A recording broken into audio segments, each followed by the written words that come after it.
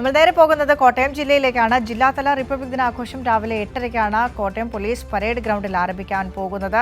സനോജ് സുരേന്ദ്രൻ ചേരുന്നുണ്ട് ടെലിഫോൺ ലൈനിൽ. Sanoj, good morning.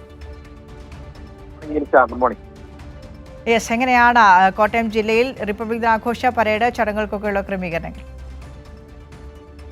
എല്ലാ ജില്ലകളിലും 14 ജില്ലകളിൽ 14 മന്ത്രിമാരാണ് ഇന്ന് ജില്ലാതല റിപ്പബ്ലിക് ദിനാഘോഷം ഉദ്ഘാടനം ചെയ്യുന്നത്. കോട്ടയം ജില്ലയിലും ഈ ആഘോഷ പരിപാടി രാവിലെ 8:30-നാണ് കോട്ടയം പോലീസ് പരേഡ് ഗ്രൗണ്ടിലാണ് നടക്കുക.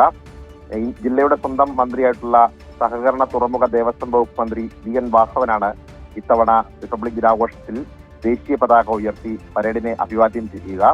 രാവിലെ 9 മണിയോടുകൂടിയാണ് ആ ചടങ്ങുകൾ നടക്കുന്നത്. തുടർന്ന് റിപ്പബ്ലിക് ദിന സന്ദേശം അദ്ദേഹം നൽകും.